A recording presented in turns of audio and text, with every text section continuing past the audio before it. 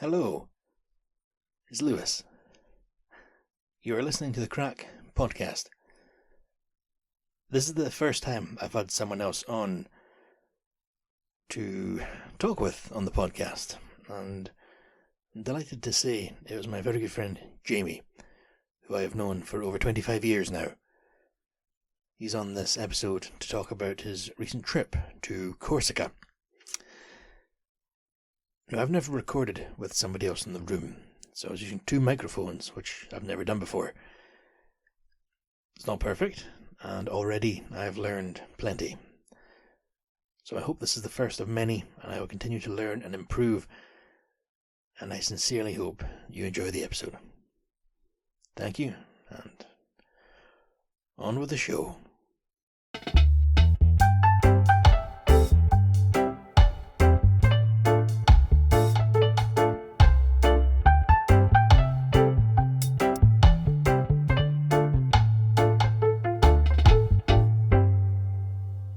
That's that story. Well, thank you, Jamie. That was the Crack Podcast. Yeah. So it's called the Crack Podcast because my intention was in the beginning. What I do every week, that would be the minority, and every episode would be me getting the crack with somebody. Yep. Hey man, I'll be back up here for a while. I can play years. a different character every week with the same voice. Yeah, the art of radio. But no, yeah, this is the first time I've had somebody sit down. I feel honoured. Long time listener, first time caller. Right, now, since we're recording, you're leaving Glasgow. I am indeed, You're yes. going about as far away as you possibly can, That's the plan, hopefully.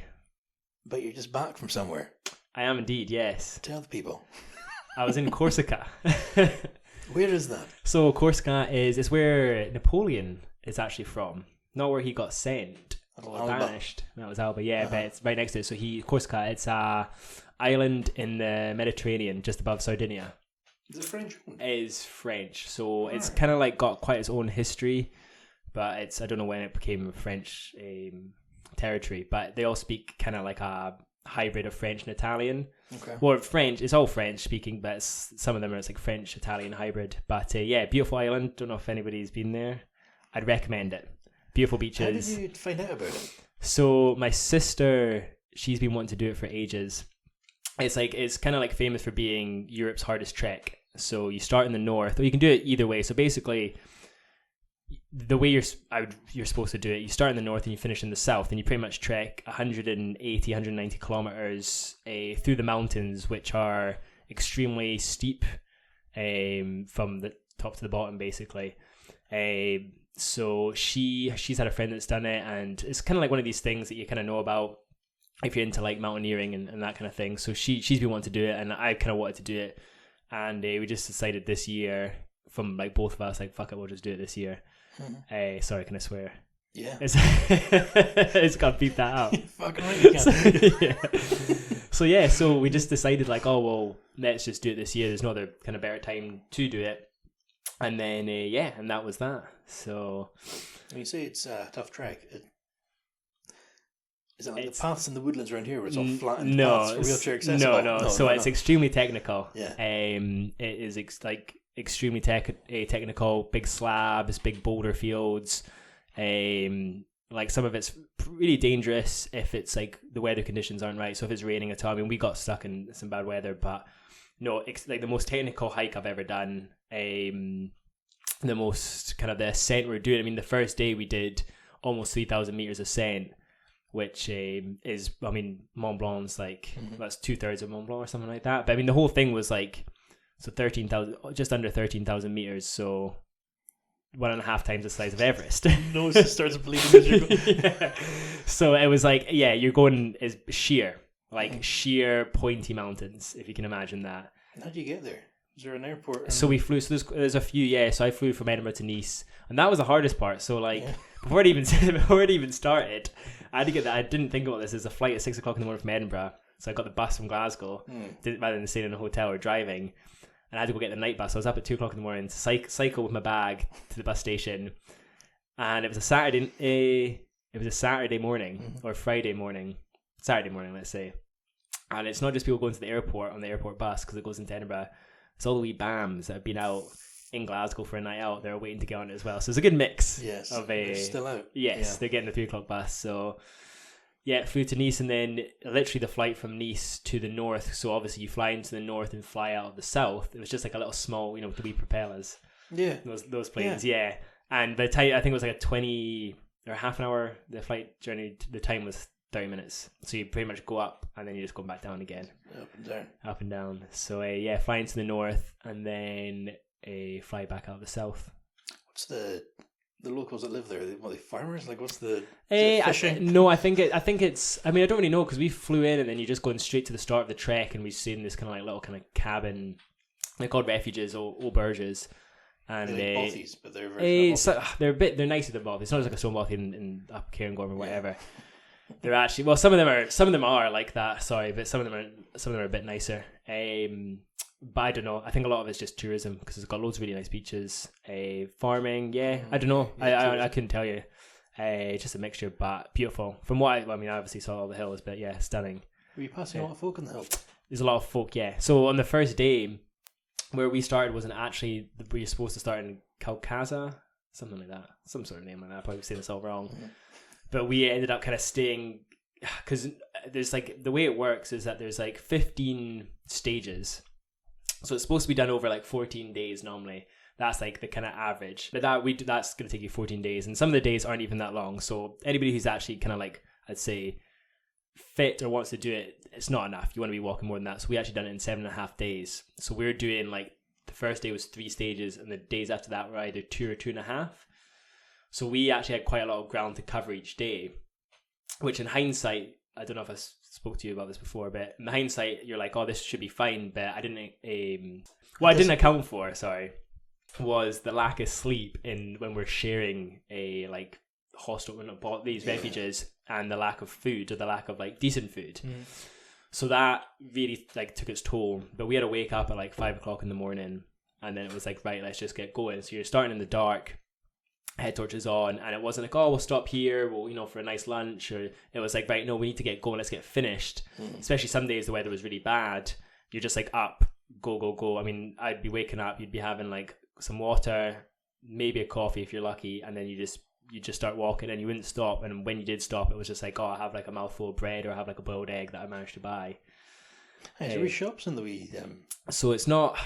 So basically, like the first day we're staying in like a wee kind of cabin. So we had managed to have some food there that night, and then the first night after the first day of walking, it was staying in like a ski resort. It's not a ski resort. It's a ski field. It's got like one lift in the hills. So it's got like one lift, and then just like a stone building that has like a shop. It's just like tins of tuna on a shelf. It's got a fridge with some saucisson, some fromage, like a chocolate bar, some cans of Coke, and maybe like some cans of beer.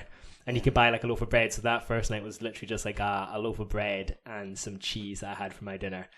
Again, they only take cash, and I didn't expect how expensive it is because it kind of got you. Yeah, of course. You can't go anywhere else. So I wasn't one to spend loads of money. I was a bit worried about my kind of how much I spend. So you're very limited to what you can buy, and they also offer this thing where you pay some sort of like fucking communist regime or something like that. You basically can pay like 21 euros or 30 euros, and they have like dinner sittings in each of the kind of refuges.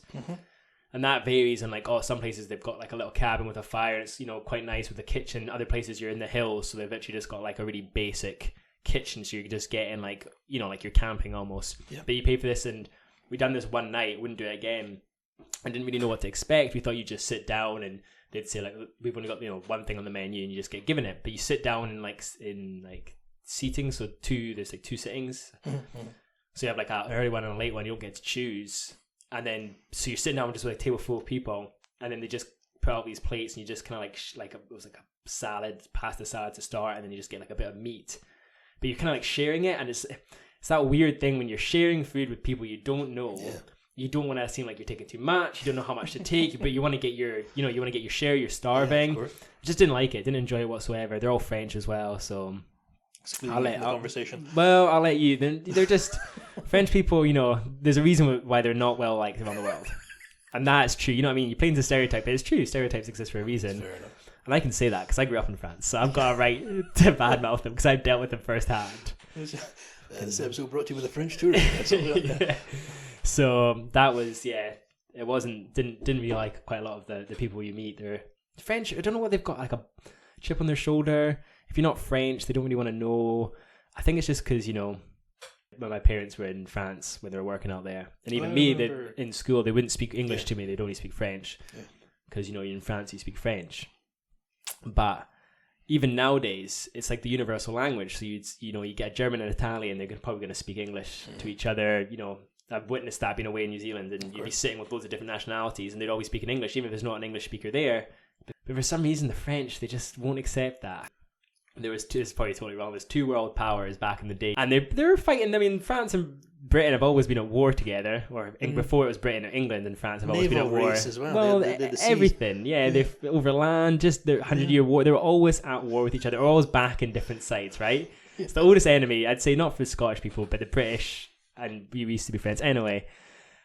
And we won, and we all speak English, and it's the universal language, and they just hate it. They don't like it. So anyway, that's why. But it's not even like, so you obviously get like the Swiss French. Mm-hmm. They're fine. They don't have this attitude problem. Yeah. Anyway, let's get back on track. Sorry. Back on track. So what else do you want to know about the?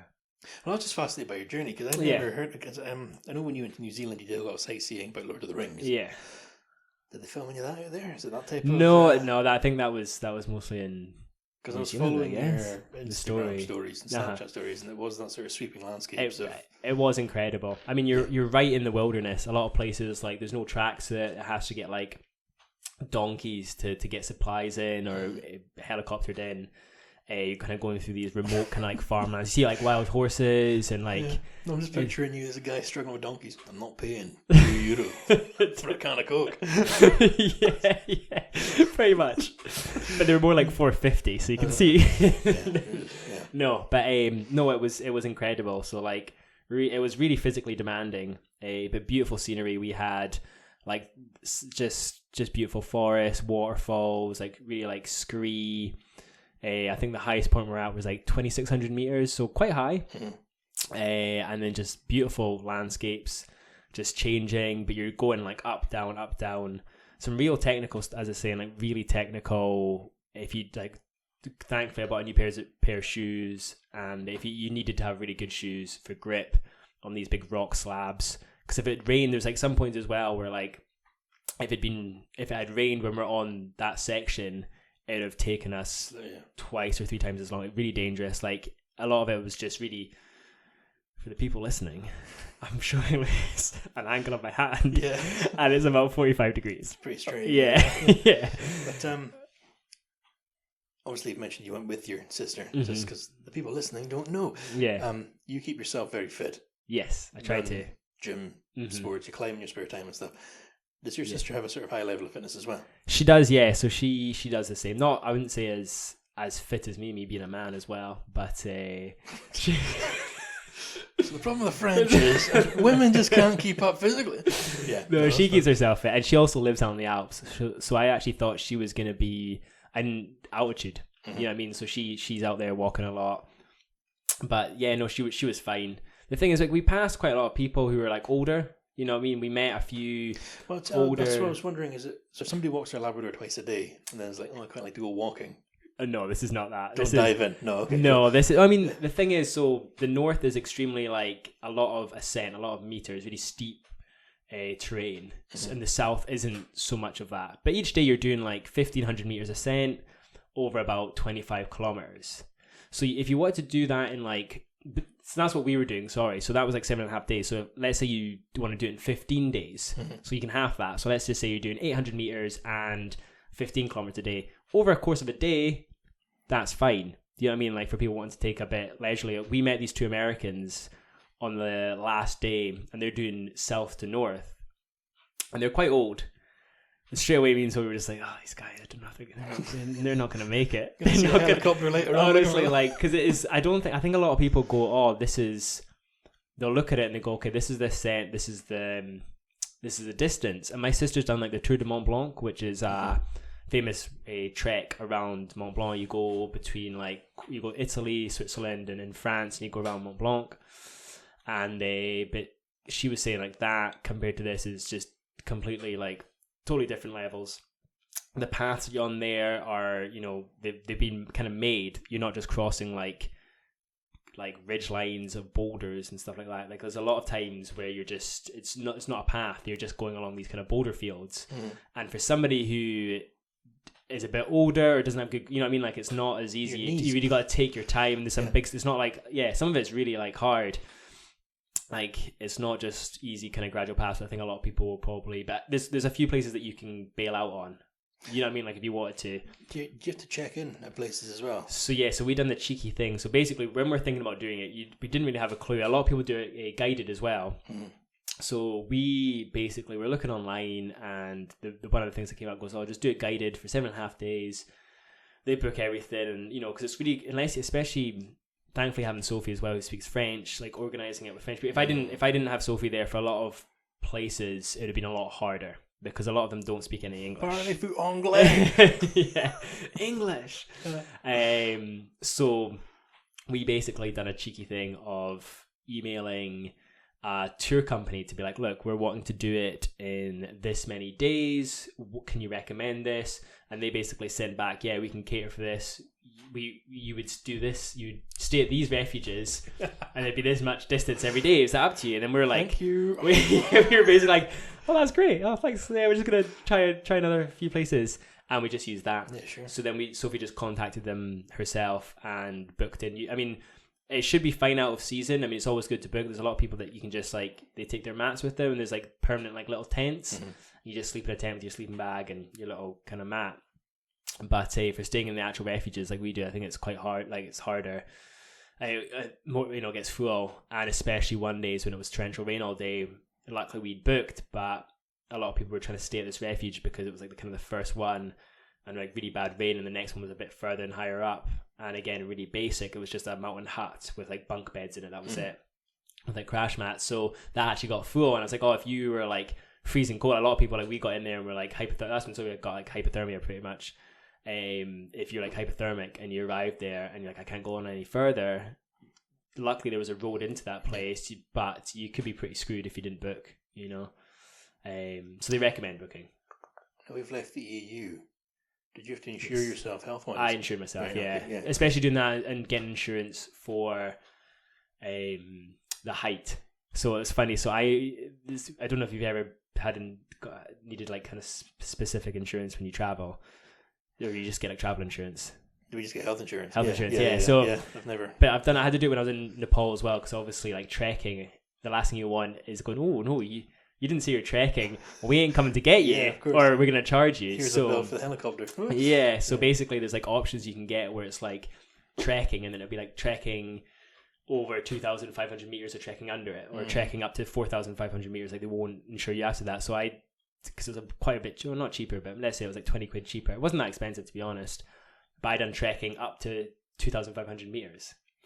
So there was only 2 points in the trek that we went over 2,500 meters. And I said to Sophie each time, if I fall here, drag me down to 2,500 meters so the helicopter will come get me, or I don't have to pay for it, know. Yeah.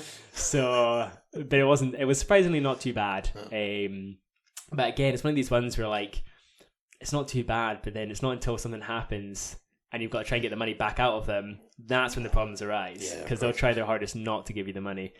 And if you're up there with a broken leg, can't argue. You can't really be you know what, guys, I'm just gonna I'll just walk down. You ain't walking nowhere. Walk it off. Yeah.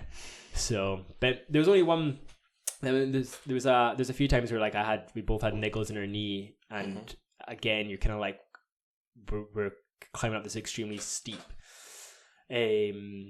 section, and again this tightness in my knee I've never had before. And I'm just it's that feeling, I don't know if you've had it, where it's not a strain, it's more something could ping and snap. That kind of feeling. Had the ping. Yeah. I've had it in my elbow, actually. It did go ping. Okay, yeah. I felt it. Yeah. Uh-oh. So so you're there, and you every step you take, you're kind of well, fuck. Oh. If that snaps, gonna have to get helicoptered out of here. Cartman. No, or on a save donkey. Me, save me. Yeah. You can try. You gotta save me. Get all that coke off that donkey's back and get me on it. But yeah, it was. I didn't like that. But you just gotta accept it and just keep going. But the annoying. The annoying thing. Here we go. The annoying thing. So like, I had a little book that you get, a classic book that had a map and it had like each section on it as well. And even when we contacted that like tour group to get the kind of itinerary, they said the distances, and it was a really good book if it was correct. But yeah, sorry, the annoying thing is, so between this kind of book with all the sections on it and what the person had said, you're going off your watch. So like, obviously when you're doing the distances, so I don't know if you mean everybody's experienced this, when you go for a walk when you're younger with your parents, you know, you don't really want to go for a walk, and they go, it's not a big walk. Yeah. And then 2 hours later, you're still walking, like, I'm going to turn back yet? No, it's just up around this corner. It's so infuriating, because if you just knew from the start it was going to be this long, it'd be fine. So you'd be like, let's say it's like 26 kilometers, it says, like this guidebook, and it says this amount of percent. You're looking at your watch and you get to 26 kilometers and there's no cabin to be seen. And you're like, right, okay. And you're knackered, you're tired, it's the end of it. You've been walking since 5 o'clock in the morning, you're not slept well. Yeah. It definitely got to a point during the day where you're like, I just want to be done. You know what I mean? Like you're physically exhausted. And especially when you think you should be done, you're not done. So there's probably about each day 2 kilometers, maybe even more, 3 kilometers that you didn't think you'd be, or you thought you'd done and you hadn't done. So these 3 kilometers at the end of the day were hellish. I wasn't due to do these. Yeah, of course. So is that as the crow flies? They measure the distances. No, I think it was maybe like, it was weird. I think either the watch wasn't quite accurate, or when they measured it for the book, the measurement, I don't know how they'd have done it, wasn't quite accurate, or I don't know, because what the itinerary said differed from what the book said, differed from what my watch said, differed from what Sophie's watch said. Okay. So there was no medium. So it was so we basically said each day you had to add on some kilometers, but it varied. So there's like 2 days where it worked out pretty much on it. So you're like, oh, this is great. And then the next day you'd be like, Jesus fucking Christ. Even those beautiful views, and you're like literally about 10 minutes ago you're enjoying it, but as soon as you should be done and you're not done, hell no. You just sit down. Yeah, but no, it was like the hardest thing mentally and physically I've done, but the most rewarding, the most interesting. Didn't argue with Sophie. There's no point that we argued. I was worried that we might have got lost at some points. We didn't get lost at all.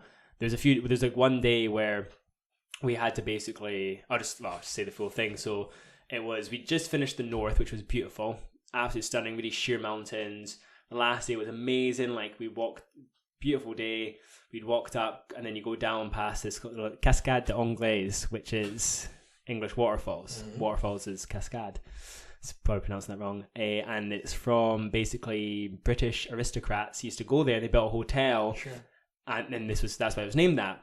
So they used to always take their friends and trips there. Beautiful waterfalls, unreal. So we went swimming in them. They were walking down, amazing, sun shining, really warm. Went for a swim, and then we arrived at this Visavona, this little place, again, Italian kind of sounding place. And thank the Lord we could use our card, because there's a road that cuts through it. And it's like kind of, there's a train station there as well. But I say train station, it's like Carbridge train station. Not even like that. Yeah. You know what I mean? There's no shop, there's nothing there. The train basically just goes there, like the ones that you pass. So we got to where we're staying, and we had a private room, which was great. Nice. I mean, it was still, you just had your own room in like a block, and there was like a restaurant that accepted card with a wee shop. So like, thank them, because again, I'd been eating just bread, eggs, and cheese pretty much, like a block of cheese. I'd just buy a block of cheese and have that in my bag. Like honestly, it was not good. It was not good. So we arrived there, and it was just like, oh, great, finish the north, could get Coca-Colas, could get like crisps, ate like big bags of crisps, packs of biscuits. I remember your story on Instagram. Yeah, the thing, like, finished, it was just like, it was funny. It felt like you'd be just trekking through the absolute wilderness, and you just arrived at a saloon or something like that. And they've got like, just like the basic amenities. But anyway, it was fantastic. And I got like a good night's sleep. And we woke up the next day, and it's to start the south, which is supposed to be a lot easier. Not as like nowhere near as much ascent, and it's just torrential rain, and I'm talking like torrential rain. And when you start walking in the rain, so it's not even like, oh, you're out and you're walking and you get wet. you're dry and like I'm going straight into the rain. So anyway, we start off in the rain, really windy as well, cold, and we're just like marching, doing a running as well because we just want to get to the kind of the first stage, not where we're sleeping, but it's like another ski field. Soak through, really windy. Get into this place and it's packed because obviously all the other walkers are the same as us. So we go in this and you can hardly move and it's really stressful. And we're in there, managed to have a coffee to try and heat ourselves up. But we're like, we can't stop for too long because we're gonna freeze. Like we just need to go in. So we just like, let's just go. So we set off again for the second stage and we again just blasting through it, not talking, like torrential rain, really windy, not enjoying ourselves. Couldn't see anything. Didn't see anything. It's just clouding. So nothing at all.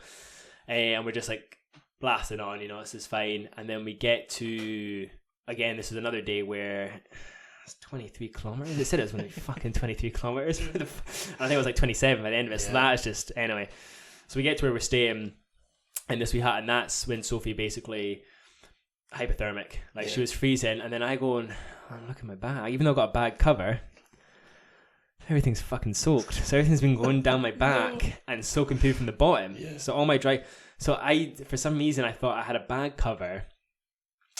That would be enough to keep the stuff dry, but you need to have like your clothes in bags inside your bag to keep it dry in that way. Yeah, I wouldn't have thought that. Well, exactly. Yeah. I just didn't think... but now I'd always have that. So all my clothes, and I took loads of extra pairs of clothes because I didn't want to be cold. Way too many clothes. Soaking wet. All soaking wet. My sleeping bag, soaking wet. Everything that I have, soaking wet. So even the clothes that I'm in, soaking wet.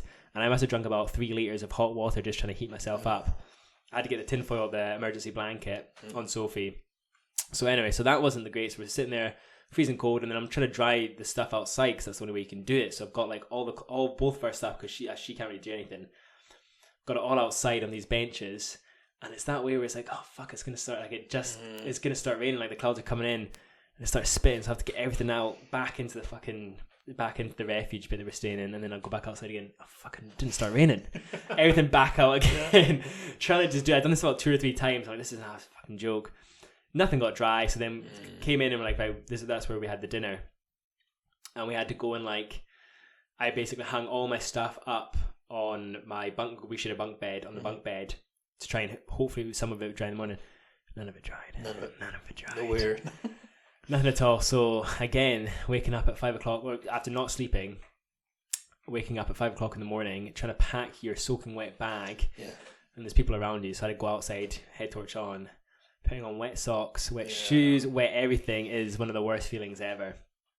So anyway, I'm still like, right, okay, today the weather's supposed to be a bit better. Let's just get going.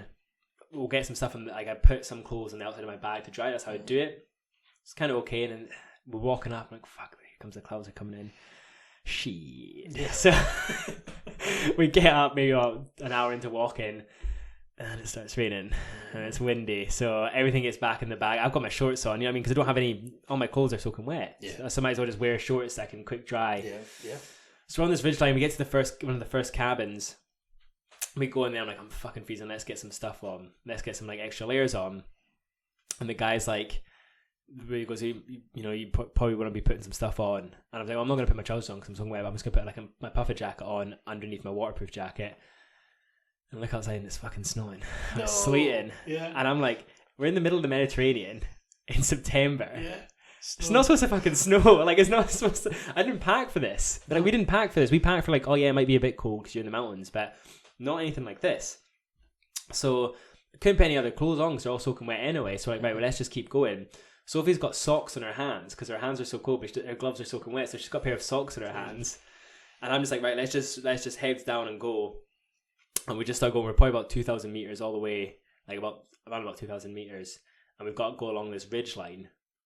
And I kid you not, snow started happening, like 50, 60 mile per hour wind, snowing, sleeting. You're barely, like, honestly, my gloves are soaking wet, couldn't put them on. My hands are freezing. I'm in my shorts. Yeah. I'm in my shorts that are literally like, they're not even thick. They're like swim shorts. They're like gym shorts. You know what I mean? Like really thin, quick dry material. Legs are red, like bright red from the cold. And there's nothing you can do besides, we just got to keep going. Yeah. We can't turn back. We just got to keep going and hopefully it gets better. It didn't get better. So we're both like, you know that way where like, I had to keep checking behind me for Sophie and you're on this like quite really technical kind of, again, ridgeline, boulders, not easy to see where the paths go in. I mean, you just follow like little markers, so it's like a red and white marker. So there's no path. Sometimes you're just on like rocks and you've just got to look for it, and you can go the wrong way, and you've got to like, right, where was the last one, go back and find it. Can't really see. And I'm like, if anything happened here, we'd be fucked. Because you know when your hands are so cold, you're like, even getting my hand into my pocket to get my phone to then try and find, I couldn't move my fingers. Like, it wasn't a good. And in my head, I'm like, right, if something did happen, this is what we'd have to do. It's not a nice place to be in. So thankfully, we made it past through the snow to this, again, not where we're staying, but to like the next kind of like little hut. And it was like shut off for some reason. And we went into like the kind of, this was like exactly like a bothy, and it was so fucking packed. You had to squeeze in. Fucking French. Just sitting there. Not moving at all. And a lot of people, like, we were saying this, if that was in the UK, as much people don't like British people, right? But we do have manners. We have we have like a system where, like, if you're in a bothy and there's people sitting there and they're taking their jackets off, eating food, and they're just kind of sitting down. If you're like sitting in there and you see these people come in like freezing because it just starts snowing and sleeting, you'd be like, right, you guys come in here, we'll stand up and we're gonna, you know what I mean? Absolutely. There'd be a bit like, nah, not at all. They haven't. No. Honestly, we're the place before that. We're trying to get near a fire, and there's people in t-shirt, like we're like wearing loads of hats on, freezing because we've got like hypothermic. Yeah. We're on our way to being hypothermic, and there's people like in their fucking t-shirts standing by the fire, and it's like if again, I'm saying it's the French thing, but like I think most places, if you saw people come in out of the rain, freezing, and you're there in your t-shirt having a laugh, drinking a glass of wine next to a fire, taking up space because there's loads of people crowded around it, you'd be like, let these guys get in. I'm warming up. You know what I mean? Like if you're in your t-shirt and I'm there with like 7 layers on and a hat and I'm shivering, get out of the way. Yeah. You know what I mean? Just like, anyway. So does Sophie remember this as well? She was in we're both. This was a big conversation. How much this like as in like how much we hated like noticeable specific people that we came across. Yeah. Their nationality, I'll let you decide that one. Anyway, so we got to this hut, and Sophie was like, obviously she was cold from the night before, and I was like, oh, if we get, because we're staying in another like mountain hut this next night, we're soaked again. And we said to each other like, look, if we can't arrive at this next place we're staying because it's a basic hut with all of our stuff, so we've got no dry clothes to change into. I don't know if we're going to be able to get hot. We don't have any, like, don't know what hot food there is there. Like, what are we going to do? So we're like, right, we need to basically get off. We need to like go down and try and go somewhere else. So we basically, Sophie asked, kind of like, there was a guide there, and we looked in our book and we saw that we could cut down to this like village just down off this ridge line. Right, we just need to do that because there's no way we're going to like, it wouldn't, like, it would be dangerous. Yeah. It got past the point of being like, oh well, it's just because, not because we're not fit enough, but because this is actually dangerous. This could something go wrong, like you could end up in hospital. Like if we can't get warm, then we will become hypothermic because we had nothing to get into. Sure. A sleeping bag was soaking, and there's no warmth, there's no fires. Like this mountain hut was just very basic. So it's like, right, we can't do it. So we had to cut down this valley out of the fucking snow and sleet, and found this little village that had, like, again, refuges as like places for people to stay because it's so close. So a lot of people do, I mean, all the way along there's like little alternative routes where you can like leave the trail and go see like a village, come back again if you're not doing it at a specific time. So thankfully we went down and they had like a petrol station that had a spar. Yeah. And having honestly going into like a basic little petrol station spar accepted card, you just felt like a king. It was so good. So I just like bought a baguette, some salami, a block of brie, sweeties, a big massive bag of crisps, and some chocolate biscuits, and maybe like 1 or 2 other things. Oh, a couple of cans of beer. Yeah. Extra strength, 7.2%. And it just felt amazing. You just honestly see just being able to buy just kind of food that you wanted to. You don't get that there, so it's like really nice. It was just like proper food. So we went down, got our kind of like private room again. It's just made could have a hot shower, could eat food, and I was just sitting on this like little fold up table because Sophie obviously went for a shower first, and I got my phone, got Netflix, got a 4G. Just like I had plastic knife cutting this like bread up with brie. And it was amazing. It was so good. Just basic things. So So yeah, so we kind of came down and we're on the way down because we're both so fucked. We hadn't seen anything. The weather was terrible. Didn't see any of the south, and we're like, what are we gonna do now? Are we just gonna go to the end? Like, are we just gonna bypass the last few sections and just get a taxi to the beach where we're supposed to be finishing up and just have like an extended holiday, get a hotel, and then in the evening we're like, no, we'll get a taxi to the next section. So we'll still have 1 day of walking and we'll actually finish in the town that you're supposed to finish in, so we can say, to the most. Right, we'll do that, that's fine, we can do that. And woke up the next morning after sleeping like 12 hours and we're like, you know what, we'll just actually get a taxi back up to where we were going to be finishing. I'll do it anyway. No, we're going to do the whole thing, we're not going to do it. And again, let's just do that. So we got a taxi back up the mountain. €60, expensive. Ooh. Yeah, I know, trust me. Ooh. After just paying for this, it wasn't included. So anyway, and so got a taxi back up to where we're supposed to be finishing that day, and the weather had changed, so it was back to being sunny, and so glad that we did because it was beautiful. You've not seen Lord of the Rings, have you? No. Okay, so there's like scenes in that, again, filmed in New Zealand, just like kind of grassy, mountainous fields with like rocks, beautiful, looked like that, amazing. Wild horses, eagles, pigs. It's like a Disney. Yeah, it was cool. So it's like one of those ones where you're like, oh, I'm so glad we did it. And then that was an extremely long day, really beautiful, really, really stunning. And then we got to, again, that we should have been finished a few kilometers ago, and it just kept on going. And then we stayed in this place, Baveda, it's called. Again, it's like a mountain pass, so there's a road going through it, and there's like a few not restaurants, if there's like guest houses with like a restaurant on it. We were staying in one of them. That's where we met these two American guys, and we actually had like a meal, like an actual hot meal, which was really so just lovely. Yeah. And then we finished it the last day, 17 kilometers down to the finish line. That was beautiful, beautiful. You can see you can see in the mountains, you can just see all the coastline. You can see Sardinia as well. Yeah. So yeah, it was pretty awesome. But it was really nice to be finished. It was just like... To toot your horn, you've done marathons in the past. I have indeed. Is it the same sense of achievement at the end? Is there that kind of release of it's over? This is way more. Way more? Yeah, way more achievement, yeah. Because this has been like 8 days of going, of doing like... Yeah, it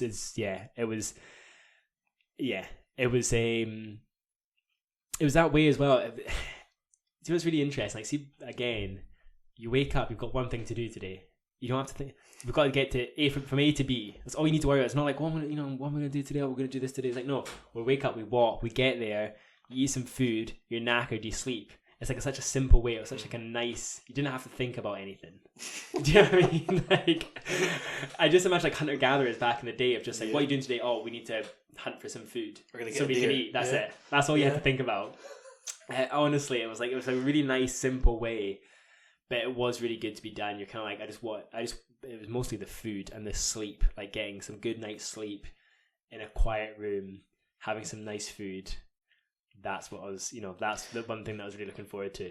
Now, the folk that are listening that have listened to this for tips and hints and things, you wouldn't do it again, you were saying. It's done. I wouldn't do that hike again. But if you could go back now with what you know, yes, what would you do differently or the same? What have you learned about that experience that somebody could learn from you? So number one, if you can sleep, if you've got no problem sleeping, getting to sleep, I say this doesn't really matter, but if you're like myself or my sister, where like you don't sleep very well, so you need to basically, I could maybe do 1 or 2 days, probably even 1 day of doing in like a shared dorm.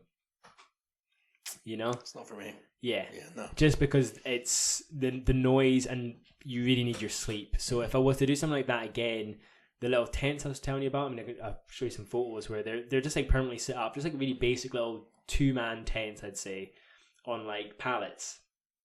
Really basic. But it's just like canvas that's always strung up. No, it's just like a little tent, like a little basic 2-man tent. All right. Okay. Like you'd say, like people take to festivals, obviously, but maybe a bit better than that. I'd get one of them and just carry around the camping mat, because at least then you go in whatever time you want, nobody's going to disturb you. Do you know what I mean? Like, and then you can just sleep. It might be people walking past, but it's nowhere near as bad as like sleeping in a stinky dorm. So I'd do that next time. But yeah, so basically, if you've got problems sleeping, try and I would do that if you're doing something like that. Don't stay in refuges. There was some hotel, like we stayed at ski fields some nights because you cut through the mountains.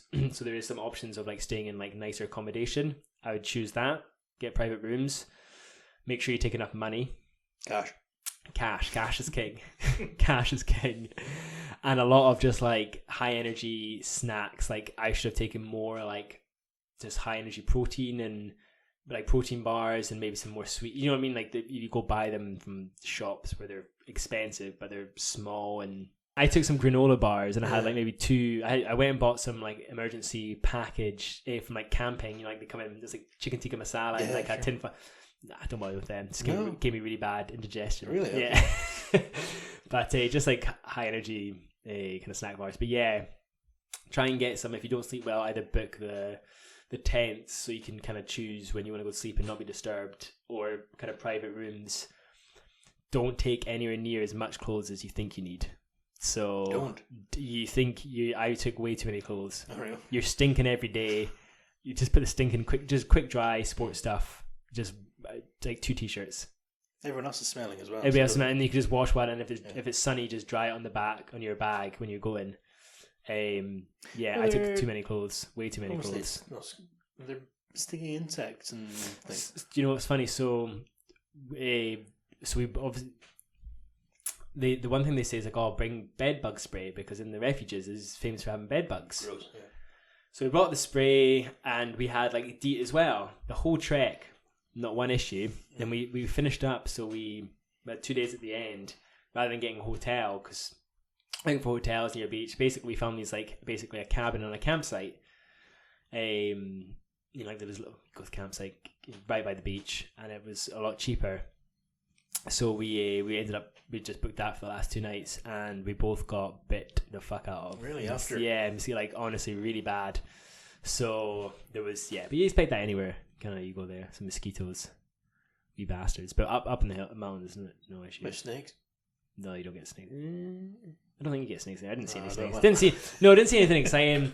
I mean, honestly, it was just beautiful scenery. It was honestly just beautiful scenery.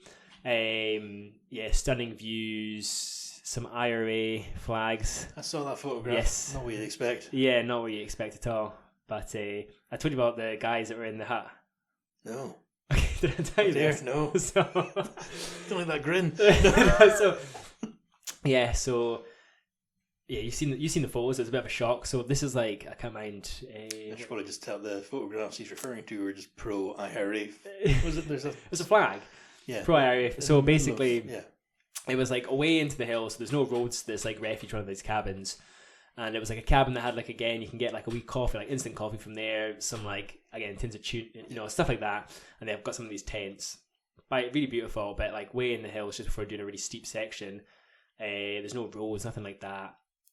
And we get to it, and I go to get a coffee, and I look up behind the kind of like in the shed, and there's like, so they've got Basque flags. So Basque, obviously Basque country. Alex Salmon died. He did actually. Yeah. Yesterday. Yeah. But anyways, Charlotte met him a few times. Oh really? Yeah. Came to her work. Oh yeah. That's cool. I mean, he wasn't the healthiest looking man. No. He had a heart attack, they think, and I was like, yeah, I can see that. Possibly. 69, yeah, I think they said. Yeah. And what's he doing in North Macedonia? Yeah, what's he doing over there? Doing some sort of conference, yeah. Anyway, but so you saw a lot of Basque flags. Because Corsica wanted independence for a while, so they've got that, the same as like Scotland or Catalonia, I guess, because they've got quite a lot of their own kind of like history and heritage and culture. So they've got Basque, they've got like a Corsica independence flag, they've got a Scottish flag, they've got a Catalonia flag, and then they've got the tricolour with 2 men with rifles and balaclavas that said Irish Republican Army, and something else I can't quite remember underneath it. And I think it was the is it Stormont, the kind of where the government sits in Northern Ireland. You keep talking. I'll try to find that photograph. It's anyway. So I see this flag, and I'm kind of like set back. I'm like, holy shit! I've never seen like a flag that openly says Irish Republican Army. Yeah. Like you don't see it. You'd be arrested with if you had it in the UK, because it's like a terrorist organization. You definitely couldn't have that. You could have it, but you couldn't have it on show anyway. So I was like, holy shit, that's mental. Like, what did it say? Undefeated. Yeah, undefeated. Yeah. So I was like, Jesus Christ, like that. Honestly, I've never seen anything like that before. But I didn't expect to see it in the middle of the Corsican mountains. You know, why would you? And there. Yeah. So I I was like, Sophie, do you know what that is? And my sister, she's not into any sort of history or Politics, politics. She doesn't know anything about that. And she goes, no. I'm like, oh, it's the IRA. You know, like they're class of terrorist organization in the UK, like that.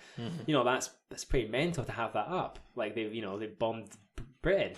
You know what I mean? They almost got Margaret Thatcher. Yeah. I mean, they killed the Queen's cousin or Mountbatten or whatever. Yeah, I mean, they killed a lot of folk. For whatever reason, whether you agree with it or you don't agree with it, like they killed a lot of folk. Don't bomb folk. Yeah. Anyway, so I was like, that's mental. And Sophie's like, oh no, I don't know who they are. I'm like, you've never heard of like the IRA? And I said, so you've never heard of ooh up the ra? You've never? And I said this. And then she's like, no. I'm like, okay. So I sit down. There's like two old guys in a bench next to us, and then like one other couple. Nobody else there. And then the guy on the table next to us goes, so I guess you support Celtic then? In an Irish accent. And I was like... Record scratch. And I was like, yeah? I was like, yeah, I live in Glasgow. And I go, oh, nice. I'm like, where are you guys from? And they go, we're from Belfast. And I was like, oh my God. Oh, Jesus. The one thing to say, in fact, like, they could have been from anywhere in the world, but they happen to be from Belfast. Yeah, and you said that. And they're probably about in their 60s. So they would have grown up in the Troubles. Yeah, of course. And they didn't say anything after, I guess, and they didn't say if they supported it. Yeah. Or they didn't say any jokes. Yeah. Or they didn't say anything else. So I'm going to imagine they probably are not pro-IRA or nationalists. Of all the places to say that. But all the places say that, but all the places for two boys from Belfast to be anyway. So that was a bit kind of awkward. But we moved past it anyway. But they were really nice guys. Done a lot of Monroes. Did they? Yeah, done a lot of Monroes, yeah. So we'd actually met when we arrived. We shared a taxi with two South Africans who had lost their bags flying over, and they were saying that they'd ran into two Irish people who'd also got not lost their bags, basically the airport. Baggage handling, whatever we'll call it. Fucked up, yeah. But they were like, oh yeah, we met these two Irish guys, really nice, blah, blah, blah. I'm like, oh, that's cool. Totally forgot about it. And then literally when this conversation had happened after me kind of put my foot in it, my sister was like, oh, did you meet two South Africans? And they go, yeah. So that was the Irish guys that they were talking about. So who are now missing. Yeah. So yeah, that was a bit of a strange experience, but really nice guys. And it was cool after that. So we done that. We're like, oh, we're gonna go for a swim in this like beautiful waterfall. Like pool was right next to the place, so we went up there. And the first time in my life that I felt like Gollum. So we're literally just by this pool. And I'd gone for a swim, and then I was just in my boxers, I just found my boxers, like crouched on this rock, just eating like boiled eggs and bread. Just like I've got a photo of just like squatting, like you don't watch it, but it's and then the path out there. So then people just walking past, and I'm just eggshells around me. Took a photograph of you and spotted this cryptid that's in the mountains. But no, it was awesome, man. It was like I want to do more stuff like that. You see a lot of the country. I mean, best way to, I've never done, from now on, I'm like, oh, if I'm going to go on holiday, it'd be great to do some cool treks or walks and push yourself. Cool to do it with a family member, like bonding wise, which was really nice. Like, yeah, you're going to remember it for the rest of your life. Like, it's really awesome. We're going to try and maybe do something every year. Maybe not to that, like, extreme. And sorry, to go back. So, yeah, sleep, make sure you can sleep if you can't sleep, book private rooms or private tents. Don't take as many clothes. Don't take the clothes. Don't take those clothes. Yeah. If you don't need them. And 7.5 days of doing that. Just do a nice 4-day one. 3 or 4 days is plenty. Don't need to do more than that. Keep anti-Catholic slogans to yourself. Pro-Catholic. We're pro-Protestant. Yeah. Just keep slogans. Don't say any sort of racial or terrorist slurs or chants. Any historical terrorism. And it doesn't matter that you think there's going to be no Irish people around who could take offence to this, because there will be. There'll be somebody who could take offence. Two guys that grew up in the 70s in Ireland. They just forgotten about it. Or they're trying to get away from it. But forget. No, you're not going to forget in here. So that was it, man. It was pretty awesome. And when are you away to Australia? I don't know. My life's a bit. I don't really know with anything just now. Everything's a bit up in the air. I've got a lot of things to do. Not enough money to do them. We'll just see. So, yeah, might be moving to Inverness. Really? No. Oh, that's where I live. So that's the flower. That's where they found the dead lady. You know, it's whereabouts? The dead lady. that door over there. Why is she? Explain that. Why? Drugs. Oh, okay. Makes sense. I just watched that. Could you see it? You see it happen? I saw the sheet. I didn't see the. Oh, you didn't see. I didn't see a corpse. I just saw there was okay. a bunch of hullabaloo, and they looked outside, and they're putting a sheet over, and then nice. there's no ambulance. There's an undertaker. That means they found them clearly dead. Yeah. Okay. If there's still a chance, the ambulance goes, and that's to pronounce them. But if there's like no chance at all, so that's where we'll leave that there, guys. I don't know what else you want to know. What else can we chat about? Yeah, the violence of Glasgow. Yeah. Oh, I mean, I had last week 2:00 in the morning. Got woken up, people shouting outside on my street. 7 police cars showed up in the end. Like they're in like a petrol station. Oh, it was chaos. I love it. This is after your Batman film. Last time you were up, maybe we went to the Apple store. You were telling me about you were watching the Batman film. You turned it off, and there's a lady their legs slashed open with an axe or something like shit! that. Yeah, no, this was a carry. This is different from that. Different Yeah, from that that? was meant. Oh, yeah. I went to see the new Joker. Terrible. Oh, yeah. Yeah. I watched the first 5 minutes on that Amazon stick. Which one? Oh, you just tell the people you. Jesus. Come on, get me. Just like. But some of the films in that thing are still filmed in the cinema. Oh, really? The old fact, yeah. So I think it all comes from Russia now or But something like that. it started out as like a cartoon to begin with. The first Yes, I was watching that. I was like, oh, okay. two. Yeah, and then That's quite cool. Nope. so Arthur, you got a joke for us today or whatever? Yeah. What's going on here? Yeah. Yeah, Hey, I think it's the worst film this year. They say that's what they're saying. I think it's lost the most money. Quite right. You know when you watch a film, like, yeah, it deserved to. The Penguin's meant to be amazing. Yeah, I watched that. Yeah. You know the Batman. The Batman film. Didn't realize it was Colin Farrell. Yeah. The whole time watching it. Yeah. Oh, guess what I watched recently as well? In Bruges. Yeah, amazing. I was watching the whole time. And do you know I forgot about that film? Just like the music. It's so Is that That's that's the tower. Yeah. Just like the music and the shots. I'm just like, Yeah. oh, this is just, it's nice for the eyes and it's nice for the ears. And I was just thinking of you cutting around. That's the Bruges. exact. Because we watched that film, I think, right when we got back. Did you not watch it before you went? I watched it twice because Okay. Charlotte had never seen it. You watched it before. She watched it before you went, Must right? have done because Otherwise, you missed a trick. But the film is in Bruges. Yeah. Like it's not. It's made It's not a for studio. It's basically an advert for the city. Yeah, but- totally. and it's a very small city. All right, okay. I thought it was Yeah. I think there is nearby areas preserves, where one the of the folk best live. preserves There's medieval towns. medieval town. It's lovely. Yeah, because you can go right up the tower there. Not if you're a big fat American. Not if you're a fucking elephant. Yeah. Yeah. Guys, I wouldn't go up there. Yeah, good film. But no, I was. It's funny. I watched that. And I remember you obviously going and telling me, I'm like, oh, I can see why it's beautiful. Go in January. Yeah, some No just other fuckers there. constantly just snowing slightly. Did I send you guys the video in the group chat of the morning? Because it was like an extra €20 for a Don't canal think so. side room. And You sent me the video of you going into the room, and it's like you're on the. If there's a big wave that goes past, I feel like I'd go into the. I think it was the windows. last morning I woke up. What's going on? Charlotte's sitting on the windowsill drinking a coffee, and it's just snowing Snowing. so gently. That And sounds beautiful, like a but fairy tale. things are chiming. I think I'm dreaming because I don't know if I'm in a fairy tale. Whatever he said, yeah, it's exactly it's that vibe. It's a fucking fairy tale. What do you mean he doesn't like it? Yeah, no, I didn't mean I'd go back. Yeah. And I never thought it'd be like a romantic, like the same way like I never thought I'd be a Chihuahua guy. You know, I never thought I'd like these romantic cities of.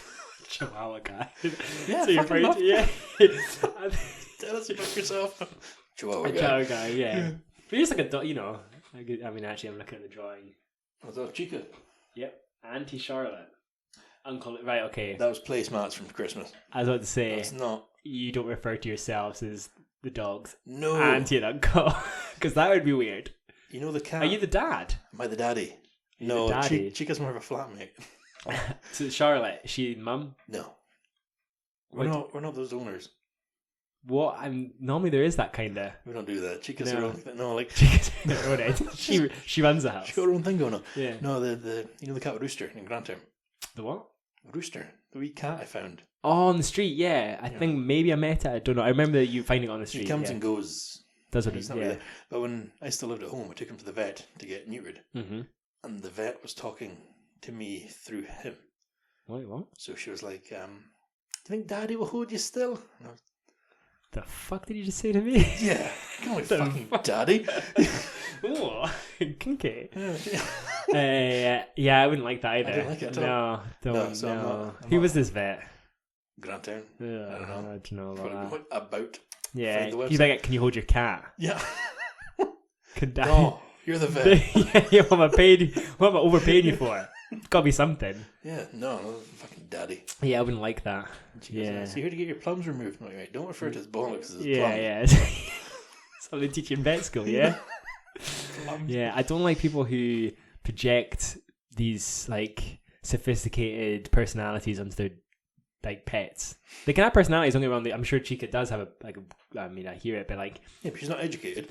don't project all these things. She's attention seeking. She's doing that, and you're like, it's a dog. I don't think it has that. It's pets with anxiety disorders. Don't. Can dogs have anxiety No, disorders? me and my ex had her dog Oh, had had anxiety issues, and it had the cheek to then try and say how to look after dogs to me and how much they should or shouldn't be left. I'm like, your dog's got a fucking can't be left by itself. That's a problem. That's the problem. Because you've not left it by itself. Then the Nice poor to know what I mean. animals' defence, I think they obviously had lockdown. Yeah, Chica had Charlotte home all the time. for the whole. But guess what? Dogs don't have, leave it alone for a week or two. I'm sure it'll be fine after that. Yeah. Life's It's a guy hard. One of the guys at work, he's got a cat that's got diabetes. And Fucking hell. I didn't know cats could get Can injections. they? I've never heard of any other animal. If it's sugar dips, How? you can't give it apple juice. He gave it apple juice. No, but like Charlotte's got diabetes. Oh, like, right. if her sugar dips. Oh, does she have diabetes? Yeah, is there no I take it type 1. type 1? Yeah. Oh, right. Yeah, so like. Have you got apple juice over there to feed it? So the apple juice there, that's like emergency. If her sugar like- suddenly dips. Yeah. So if she ever But you like, just start spiking her food with some sugar. that's really fucked You're up. hypo. That's how a lot of those nurses in hospitals kill folk. Yeah. Insulin Insulin. spikes. Yeah. No, but if that guy's cat has a sudden dip, you can't just Fucking give it a cat. carton of it. You can't give it a Well, you carton can. of apple juice. But I've never heard of any other dogs, or I mean, say dogs. Any other animal have? I mean, probably a lot of them have it. How did they figure You that must out? test and look for it before it When? dies. Oh, before maybe you take it to the vets and they'll test his Sudden weight glucose. loss, whatever. Yeah. I've never heard of that though. Where's this vet from? Same vet that asked you. Anyway. I don't know if people are still listening. Should we- Sorry, man. Let's just have a conversation. We'll take it. We'll go get some food. We'll just take it the whole time. Just leave it on. Yeah. We can have Alright, a pumpkin spice latte, cream. Right. Oh, thanks for having me and listening to my dribble. No, I actually really enjoyed it. it's wonderful. It's quite cool to hear. It's quite nice. Like, not nice, but it's just a new experience. Quite like hearing your own voice. No, I hate hearing my own voice, but it's because it's at the same time. Now it doesn't seem too bad. I think when you hear it, like play it back, it's gonna be terrible. But Yeah, because I've got to listen back to this hour Yeah. and 10 and edit it down. Jesus Christ, sorry, man. But yeah, thanks for having me, man. It's good to see you. Do And you want to do the outro? The look after yourself stuff. well, guys, don't take any shit. Look after yourselves. I just like to say a thank you to Blackmill for doing the music. Yep. And I'd like to thank Cora Yeah. for the illustrations, the drawings. That's the logo. And yeah, guys, look Alright, after I yourselves. just, pointed a gun at Jamie with a wee script there. That was no script. No script. No, yeah, just a listener. Yeah. Right. Okay, guys, thank you very much.